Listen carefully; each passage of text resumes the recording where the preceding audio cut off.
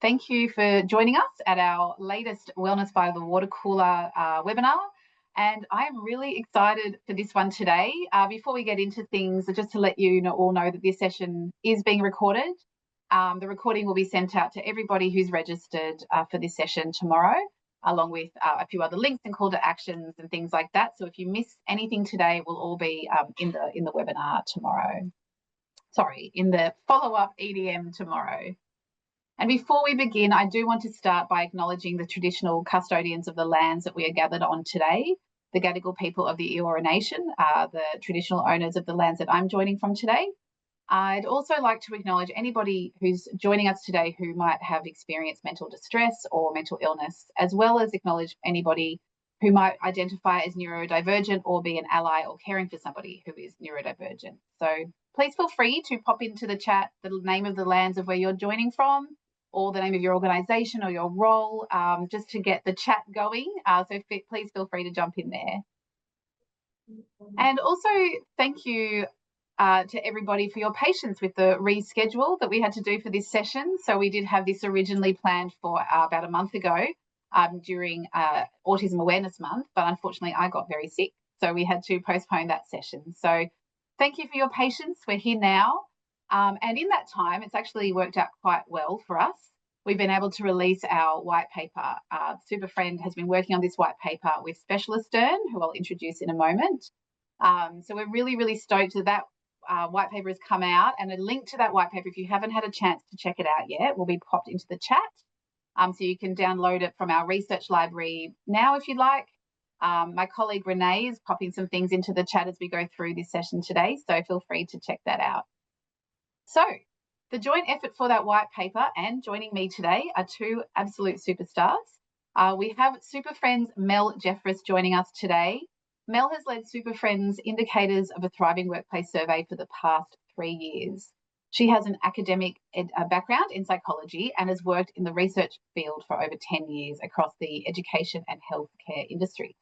Mel is passionate about workplace mental health and translating data into actionable insights to support all workers to thrive.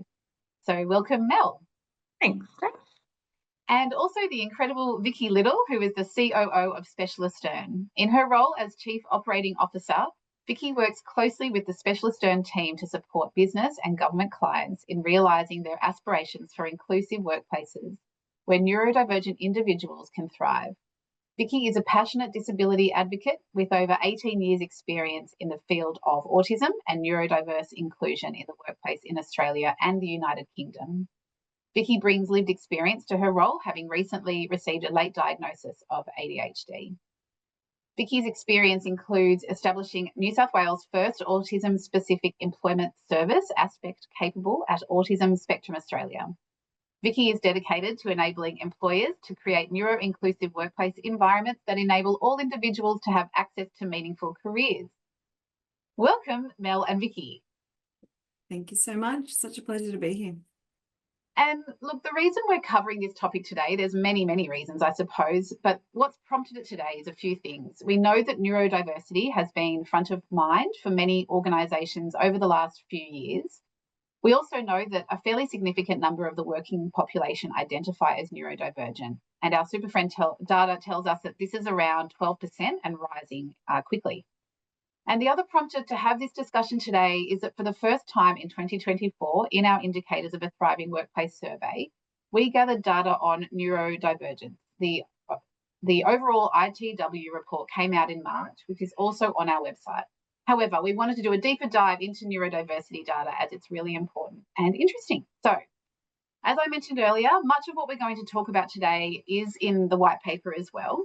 So please check it out if you haven't already. And we're going to have some time for questions at the end. So we're going to do about 30 minutes of discussion with these two wonderful experts, and then we'll open things up to, for questions at the end. I've just noticed someone's question around, is this recorded? Yes, it is. And the recording will go out in our follow-up EDM tomorrow and will be on our website following this as well. So to kick us off, why don't we start with just a brief discussion on what we're talking about when we say neurodivergence? And Vicky, I'd love to just hear your reflections on this category, or on this label, I suppose, and also on the increase in diagnosis that we've seen over the last 5 years or so. Great, thank you. So yeah, look, I mean, you've given a great introduction in terms of what we're talking about. What does neurodivergence mean? But I think, one of the best way to describe neurodiversity is very much the celebration of how our brains are wired differently, and how wonderful it is to have diverse thinking, and to have brains that are in fact diverse, because that brings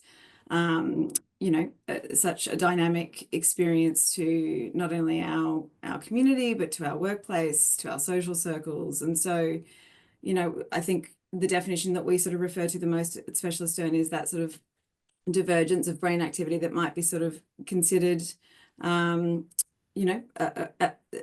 from other social, but different from social behaviors. And so it's looking at the way that our brains are primed to be thinking outside the box. And so what we love about the term, like I said, neurodiversity, is it's very much celebratory. It's positive. It's moving away from thinking in a deficit mindset, which unfortunately we did for so long, in terms of thinking about autism and ADHD. And we are, in my time in this space, I'm really proud to say that we're, finally recognizing the incredible talents that come from diverse thinking, and the way that we all perceive the world in a unique way, and tapping into that.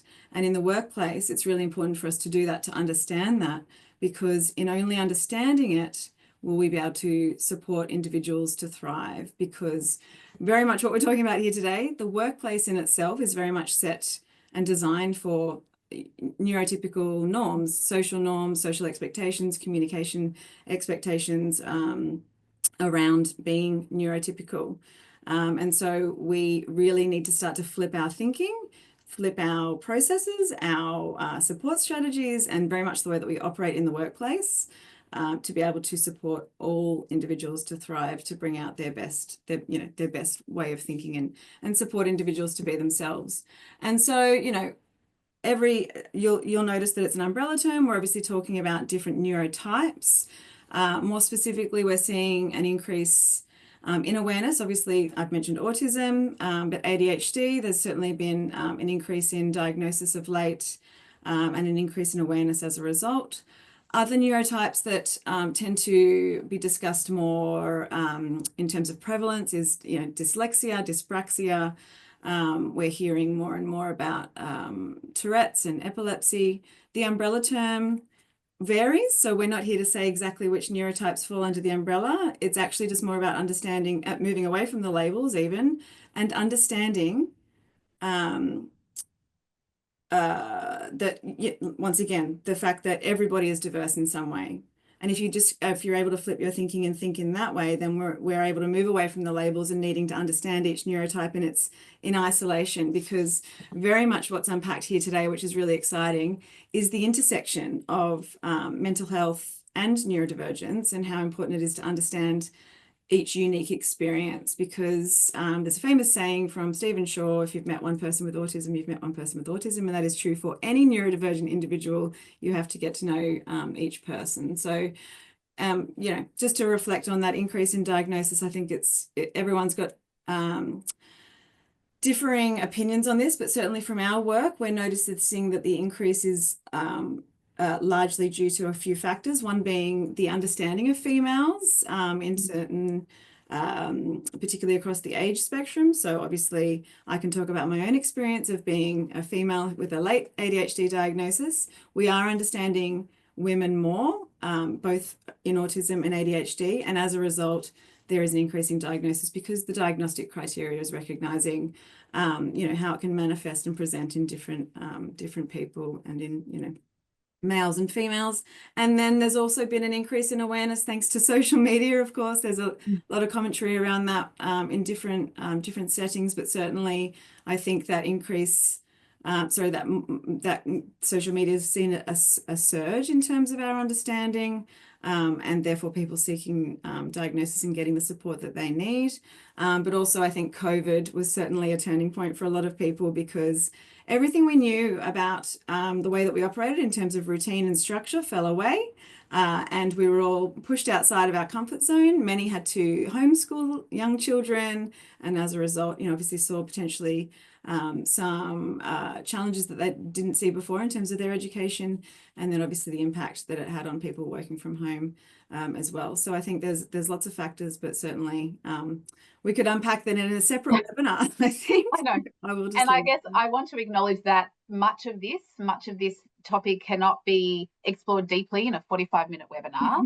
And I know that the questions we're going to touch on is the tip of the iceberg, and the questions that come through from our audience we're going to be skimming over. And I also know that people, there's a lot of passion and interest in this topic, so we're going to do our best to get to every question, to explain every little sort of detail, but we may not, and we will do our best. We can follow up with email comms as well to anybody who's got some specific, want to interrogate anything that we talk about here or anything that's come out in the white paper as well. But thank you, Vicky. So we worked on this white paper together, the three of us, which has been really interesting for lots of reasons. We've had many discussions and unpacked and kind of not debated, but really explored and interrogated some of the points. And some of the data points that have really stood out to us included the clinical outcomes, such as burnout and psychological distress. So, Mel, I'd love to hear from you if you could just talk us through some of that data around burnout and psychological distress that we found from the indicators of a thriving workplace survey. Yeah, thanks, Steph.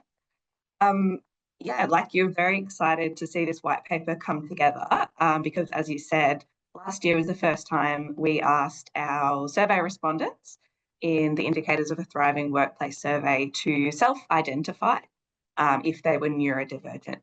And what that allowed us to do was to look at that group and to look at the outcomes for that group. So we had over 800 neurodivergent workers, and the data shows overwhelmingly that these workers face significantly greater challenges across burnout, across workload, and psychological safety. So when we asked them in the survey, we used the burnout assessment tool. So that looks at all different types of burnout, so all the different symptoms of burnout. So it can include emotional and physical exhaustion, cognitive impairment, and mental distance that they might be experiencing in the workplace, and allows us to establish the level of risk that a worker is currently at. So what we found was that 43% of the neurodivergent workers were completely burnt out, and a further 20% were at risk and showing the early signs of burnout. So what we did is we compared that to a group of similar age and gender who had not self-selected as neurodivergent, and only 32% of those workers were reporting those signs of burnout. So the other thing that we looked at is, for those clinical outcomes, is psychological distress. And it's not surprising to see that neurodivergent workers are struggling here too. We had 1/3 reported severe psychological distress, and that's a lot higher than other workers who report around 17%. These workers are clearly in a more vulnerable position.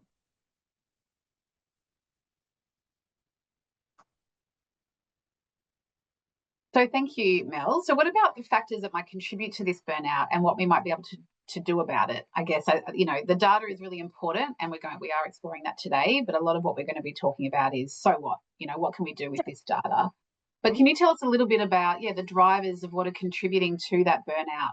Yeah, sure. So probably one of the most concerning things to me is the rate at which neurodivergent workers are exposed to negative workplace events. So when I say that, I mean things like bullying, harassment, violence, and of course discrimination too. So what we found was the most common incident that neurodivergent people reported in the workplace was that 17% said that they had been bullied, and that was in the past 12 months. And there were also 16% that said that they had been discriminated against in the past 12 months as well. Now, those figures are much higher than other workers.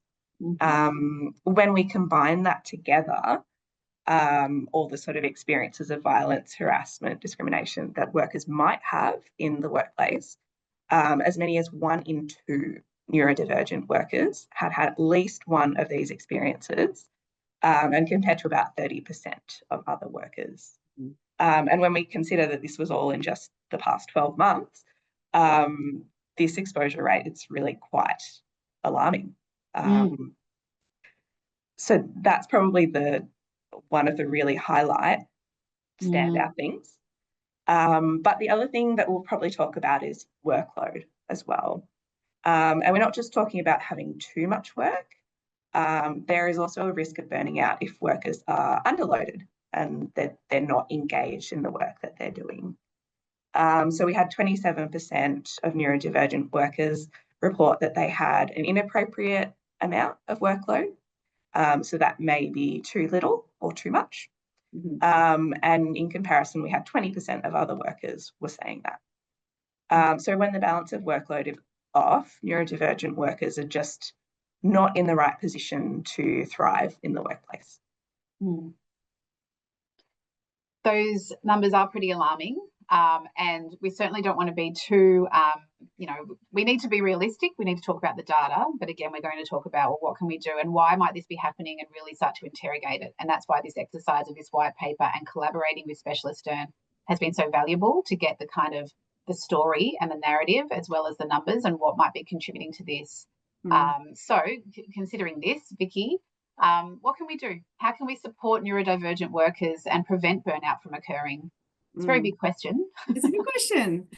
First, I'd just like to say that, yes, very much the statistics, as much as they're alarming, were really reflective of what we see in our work. And certainly in my time in this space, burnout is very much just part and parcel of the experience of being neurodivergent in the workplace. And I'm really pleased to see that we have the opportunity here to not only demonstrate that in the data, but also talk about it in terms of how, we can make the workplace better set up to support individuals, support the allies and the managers around neurodivergent individuals to help support, this very real part of the experience. And, we sort of talk about it in the white paper in terms of understanding, like I said before, if you think about the workplace being set up for neurotypicals to thrive, it's very much so, it's not set up for neurodivergent individuals to thrive. Some of the statistics that I think we put in there was that, 9 out of 10 neurodivergent women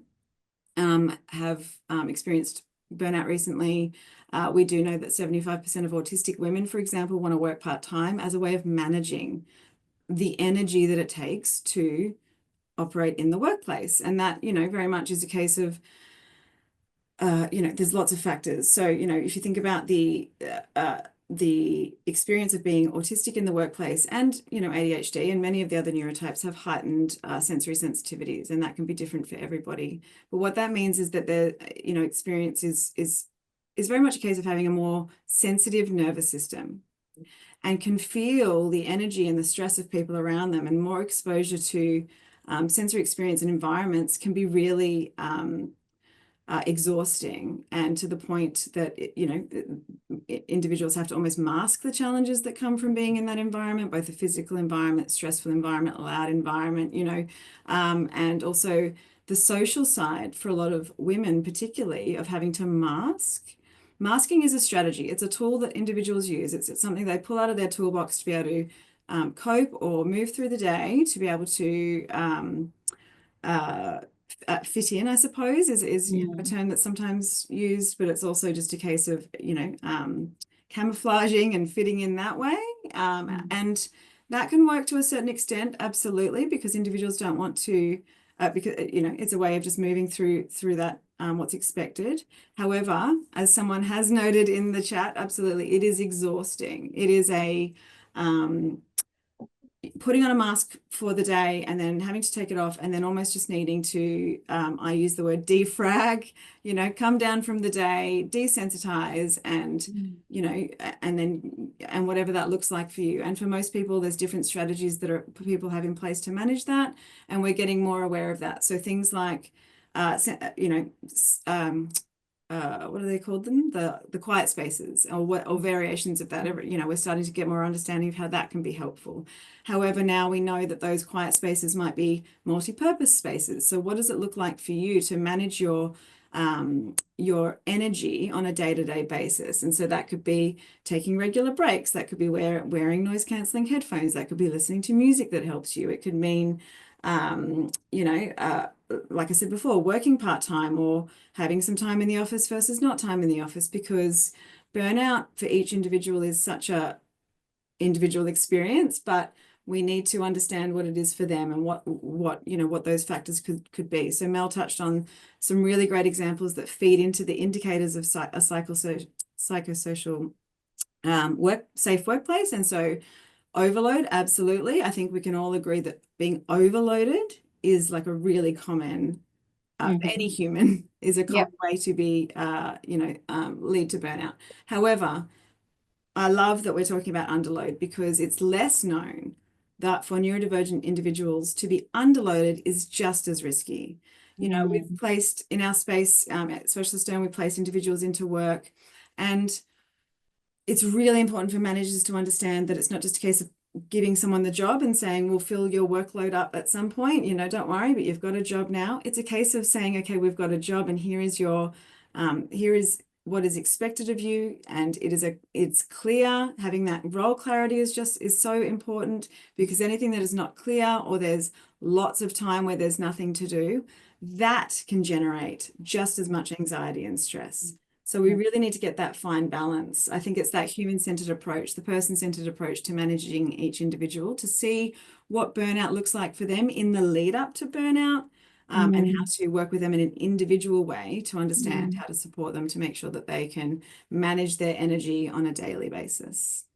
And look, we talked about this in the lead up to this session around how a lot of this stuff is more maybe more important for somebody who identifies as neurodivergent, but a lot of this is just about good leadership and getting the most out of your people, no matter what, or what kind of brain they have or what their preferences are. It's about understanding your people, supporting them as individuals, creating an environment where people can thrive, no matter what, whether or not they have, whether it's whether they're neurodiverse or whether they have a mental illness or a disorder or might be going through something or are neurotypical. It's all about just finding, and I understand the workplace is designed with a neurotypical lens, so it might be more pressing and there's less risk, of course, but I think no matter what, it's all about human-centered design and looking at the person and supporting the person and meeting them where they're at. Yeah. I know there's lots of questions and different discussions happening in the chat as well. So as I said, we'll get through this part. We'll get to what we can in the questions shortly as well. So we're just going to talk a little bit more about those workplace adjustments and really making the environment suitable to everybody. Can you tell us, Mel, just a little bit about what you found in the responses in the survey that came through, what people identified as being the adjustments that might be useful to them? Yeah, for sure. So what I really loved about this research we did is we were able to gather a lot of qualitative data as well. So we had such a great sample here, and they could tell us in their own words, what is it that will help them to perform at their best at work? And now the most common theme was actually quite simple. It was to have a culture that's supportive. And I mean, everyone wants a supportive culture, really, but the workers really emphasised that genuine care and empathy was really important. And the effort to actually understand individuals' experiences actually went a long way with people. Support to have those open conversations about mental health and, for a neurodivergent worker to feel comfortable enough to come to their manager and talk to them about how the workplace environment is impacting them and what their manager could do to support them for them to work in a better way. Another theme that we've sort of touched on is about the sensory environment. Workers spoke about the importance of a comfortable work environment, particularly with noise and lighting. There are a lot of really practical things that could be implemented, like Vicky's mentioned as well, about things like extra breaks and noise cancelling headphones. Some of these things are quite simple, but just having the flexibility, firstly, to talk about it and then to make these available to workers was really important. And another one was about clarity and consistency. Neurodivergent workers really value having a clear understanding of the expectations of them at work. So having really clear roles and tasks and responsibilities so they know what is expected of them. Also things like direct feedback, really clear communication so that they know exactly how they can work in the workplace. And finally, consistency was also mentioned in terms of the broader workplace. So things like workplace policies. Neurodivergent workers, they really appreciated, or it was really important for them to see that things in the workplace were consistent. So that policies are actually followed in the same way for everyone. And, sometimes that doesn't happen, but a real focus on consistency and that, these things are predictable. And yeah, I think listening to the voices of the workers is really powerful because they're telling us that they need more individualized support. And they're also calling for increased awareness. And they just really want there to be an appreciation of diversity. I think thinking about that, Mel, I'm mindful of time, so I'm going to sort of scoot through because I know we've got a few questions in the chat as well. But thinking about things like that you've both just touched on around sort of sensory environments or wearing noise cancelling or like wearing headphones and that sort of, those sort of differences or those sort of interventions, I suppose.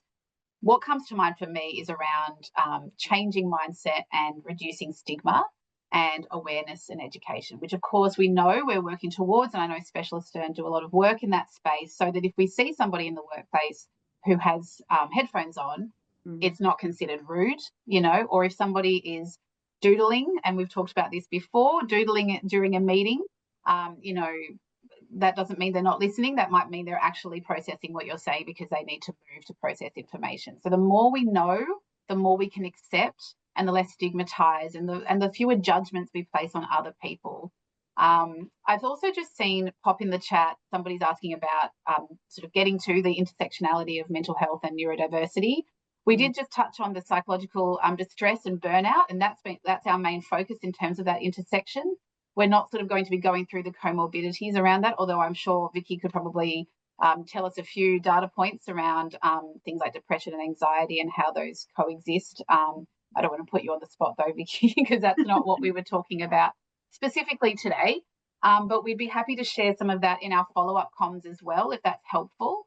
I mean, we know that there is, what's the word I'm looking for? There is a higher chance that if you do identify. Vicky, did you want to say something around that? Yeah, look, I think it's all interwoven. I think that was a really good comment in the chat because I think it's really important that we make it clear that what we're talking about here is that you cannot have what we call neuro-inclusion in the workplace, which is just inclusion for everybody, without looking at wellness and without looking at mental health and psychosocial factors to make a psychosocial safe workplace. So it's all intertwined to what we're saying. I think what I love about this data and the evidence that has come from this paper is that it highlights that we are now understanding that to create a place that neurodivergent individuals can thrive, it means looking at well-being and wellness and making sure that the workplace is a psychosocially safe one.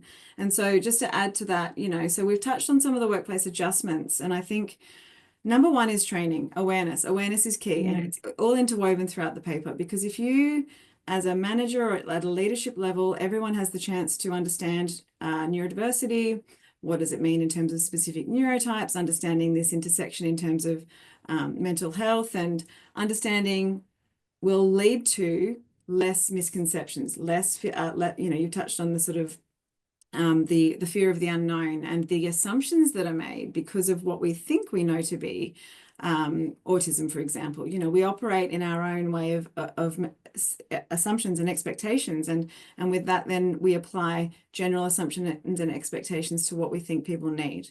So really great example, you know, the processing. So for me and a lot of neurodivergent individuals, I process better when I'm moving, and so during you know, COVID times, the number of walking meetings that I had became really high because we were obviously in lockdown and there was, you know, stress tied into that. And so once again, it's not looking at the label, but all I knew that is that I needed to move because I didn't know I had ADHD, then I didn't have the formal diagnosis, that is, but the movement and standing. And so more recently, I asked my manager, but once again, before I got my diagnosis, if I could have a standing desk, and without even asking the why, it's just me knowing that and asking for that. She didn't have to say, you know, what's the reason? She just had to understand that that's what I know that I need. So that's a really great example of person-centered, listening to the employee, if it's reasonable, of course, and that's, you know, important to understand, but that's a great example of how we should,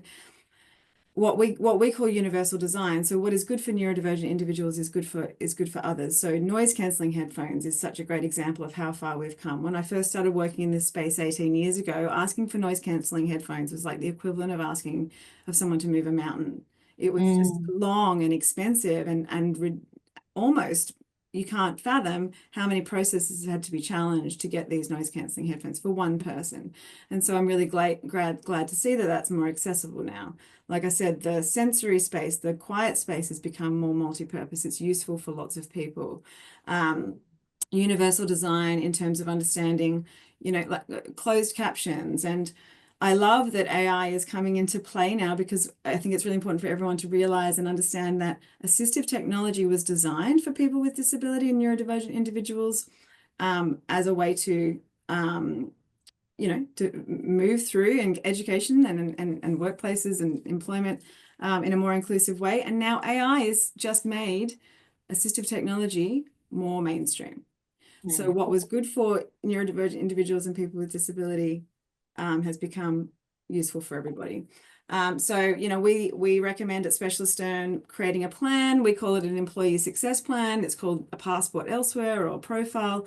Every employee, regardless of, we don't need to know labels, every employee should have the chance to say how they work best, how they communicate best, how they process information, what, you know, what do they need to manage stress, what do they need to, you know, so everyone will have their own way of working regardless, you know, of whether they are neurodivergent or if there's mental health or if there's something temporary going on. I love that in the chat, people are recognizing that actually it's, you could enter the workplace with something really temporary, whether it's sleep issues, some sort of current or in acute stress or grief, or, you know, it changes the structure of your brain. And so we don't need to know what that is for each employee. We just need to ask them what they need and to support them if they don't know what they need to kind of bring that to life. So it's really important to kind of lean into each individual and yeah, work in that person-centered way.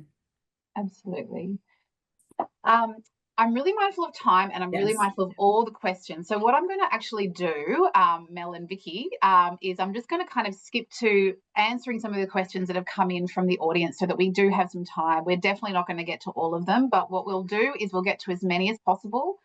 If there's lots and lots that are really important and not covered in the white paper, we will put some of those into the EDM that goes out tomorrow. But a lot of stuff and some of the other stuff we were going to talk about in the next 10 minutes is in the white paper. So please read that.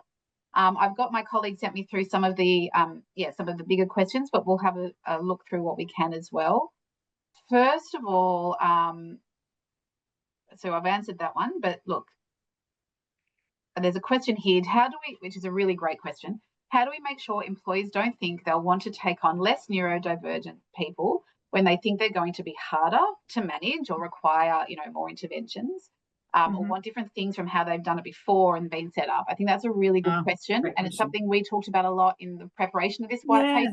Yes, great And a lot question. of what we talk about at SuperFriend in all, whenever we're talking about anything, we're like, well, if we tell people this story, you know, is that going to work against them? But Yeah. I know, Vicky, this is something you feel very strongly about. Yeah, So because I think it comes down to awareness. You've already touched on it in terms of demystifying, and you know, a lot of it comes down to fear of the unknown. So the things that were just touched on in that question were things like you know, the perception that it's going to be too hard, the perception that it's going to cost more or take too much time. 60% of workplace adjustments are free, for starters. And like I said, if you think about, you know, in our practice, we've seen it time and time again, what is good for one individual and what you put in place for one neurodivergent individual actually ends up being applied to everybody. The feedback consistently that we get from managers who attend our awareness training is, what I've learned here has made me a better manager for all.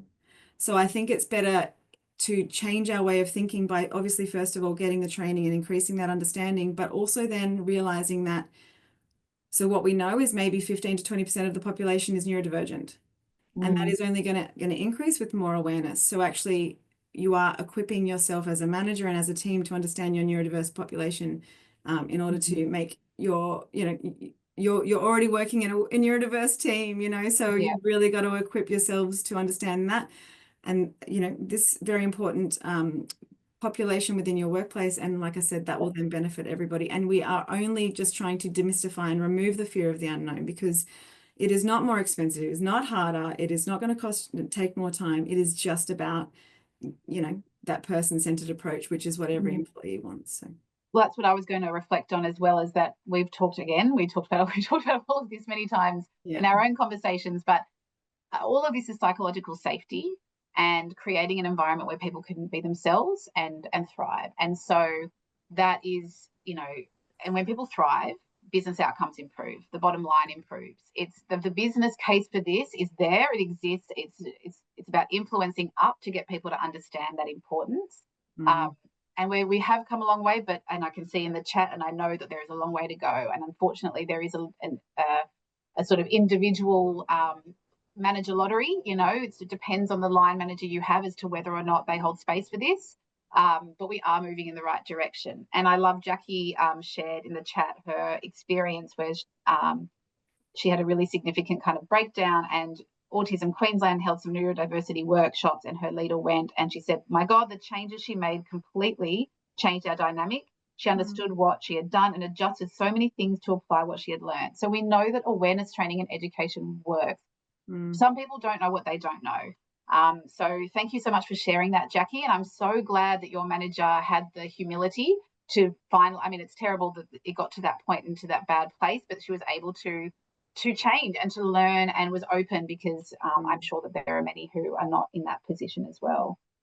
So here's a great question. So as a manager, how does one address neurodiversity when it might not have been disclosed or diagnosed? A worker who struggles with time management and eye contact and simple things like smiling, and it's causing conflict in the workplace. Good Vicky, question. would you like to jump in for that one? It's actually one of the most common questions that I think that we see in most of our training and webinars, because once again, we're talking about invisible neurotypes, and that, you know, that's across the board for both mental health and neurodivergence. And so it goes, our response to that is around, you know, that universal design concept. So once again, if you were to implement a tool that we know works for neurodivergent individuals, which is that employee success plan, you know, some sort of a profile that outlines how we work best and what we need to thrive, and you give that to all your employees, it gives everyone a chance to say, you know, that person might say, for example, I struggle with time management. I'll work best if you can help me prioritize, or if you can help me implement a really good tool to manage my time, or, you know, whatever it might say. And then that way you've got that regardless of the label. You know, we do not need necessarily the label to support them. However, this is where that awareness training comes into play too, because awareness training for all employees means that everyone hopefully will have the aha moment after the training and realize that, okay, if it's 1 in 5, then that is X number of people in our team. And with it means that as allies or as managers, no matter our role, we all have a chance to work in a way that supports people who, you know, have diverse thinking and may not have the social skills, innate social skills to operate in this neurotypical workplace, you know. And so It allows us to kind of change our communication and support that person in that way. And then the other side of the coin is there's a really important ripple effect that needs to happen. The more we talk about neurodiversity in the workplace and make people feel comfortable and safe to disclose, that means the training. It means managers are equipped to have the conversation. It means senior leadership talking about their own lived experience to make people feel safe to come forward and disclose. It means transparent workplace adjustment strategies. There's lots of things that we can do to make people feel safe to disclose, because as the data in the paper has shown, neurodivergent individuals not disclose unless they feel safe to do so, because of what Mel went into detail in terms of high incidence, in terms of discrimination and bullying. So that's really important. Yeah. Somebody made a comment about, well, how do you know if this person is neurodivergent? You know, you're making some judgments based on how they're showing up, I suppose. And it's a good thought. And I guess it comes back to the same thing that we've been talking about this whole time around assuming good intent from people always, no matter what. Forget about neurodiversity. That's just how we should exist in the workplace. Assume good intent. Most people don't wake up in the morning and plan to, you know, make life difficult in the workplace, plan to bully people. You know, it's usually just about not being aligned in terms of expectations. So for things like the example around things like eye contact and smiling. Now, eye contact and smiling, yes, I believe there are some, you know, people who might be neurodiverse who might find that more difficult, or more, that might not come as naturally. But maybe this person is just going through some stuff in their life, or, you know, so I think being curious, assuming good intent, having really open and honest conversations, and creating a psychological, exactly, eye contact can be cultural too. So there could be many factors.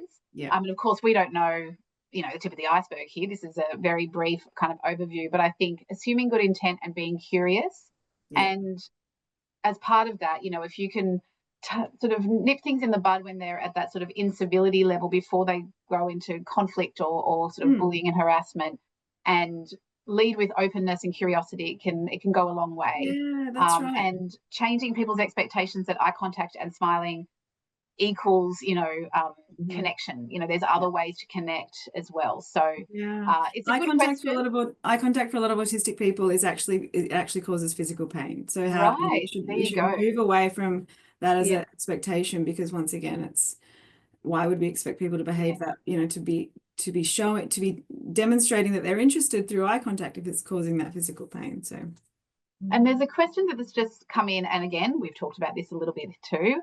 How would you suggest a neurodivergent manager or leader can best balance their energy to do the role and to overcome stigma or bias in the workplace? Great question. Oh my gosh. We need a whole other webinar. We're talking a lot more about this at Specialisterne too, because it's less talked about, so it needs to be talked about, in understanding, once again, if it's 1 in 5 people are neurodivergent, then therefore that is also true for leaders. Neurodivergent people are leaders and want to become leaders. And so, I think it's really important to unpack in terms of, we've got a long way to go in terms of removing the stigma and that what's expected of,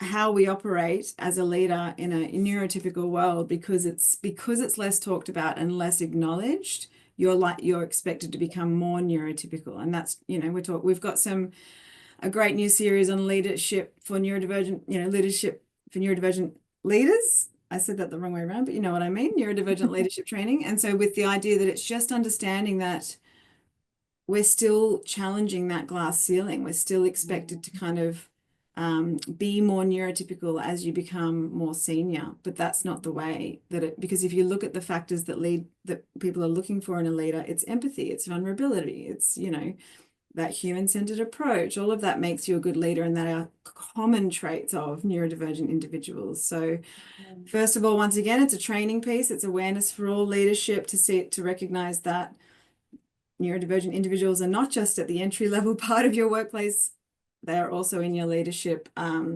teams. And so it's, once again, executive leaders having a place to be vulnerable and talk about their lived experience, and then opening up the conversation, and that ripple effect that will happen throughout the organization changes the culture. It makes it more neuro-inclusive across the board. But yes, like I said, we've got a long way to go on this topic, so we might need to have a whole other conversation about it. there's a lot in this, and I'm really mindful of that. We did not get through all of our kind of structure for this webinar because I really wanted to hold, give time to the chat as well. So on that, where our 45 minutes is up amazingly, you can download the white paper from the link that's in the chat. We're going to be sending out this recording as well as some resources. I know people have asked about resources. Specialisterne have a wealth of resources, as do SuperFriend. Many are free. And you can also check out our Indicators of a Thriving Workplace report on our research library as well. Please, please, please, please, please take 2 minutes to complete the survey on this webinar. It helps us inform future topics. It helps us inform how we structure these webinars and our comms around it. So please take a moment to do that survey. Thank you so much, Mel and Vicky. This has been really, really interesting, albeit speedy. And again, thank you to everybody for sharing your experiences and for connecting in the chat. I appreciate this topic can be sensitive and bring up stuff for people. We're trying our best to do as much as possible and cover as much as we can. But I suspect there'll be more on this subject coming your way. Certainly there will be overall, but from us as well. So thank you, Mel. Thank you, Vicky. Thanks you, everybody, for having us. I think also if anyone wants to reach, obviously, Specialisterne, you can find our website. You can also find me on LinkedIn if you want to follow up directly. Happy to have a chat. And I think it's really opened the conversation. Specialisterne are definitely going to have a follow-up webinar as well to continue the conversation with SuperFriend and dive a bit deeper into this really important topic, because obviously it's touched a lot of people and we need to understand it more, the intersection of mental health and neurodivergence in the workplace and how that's connected to well-being. So thank you so much for this opportunity. Thank you, Vicky. Thank you, Mel.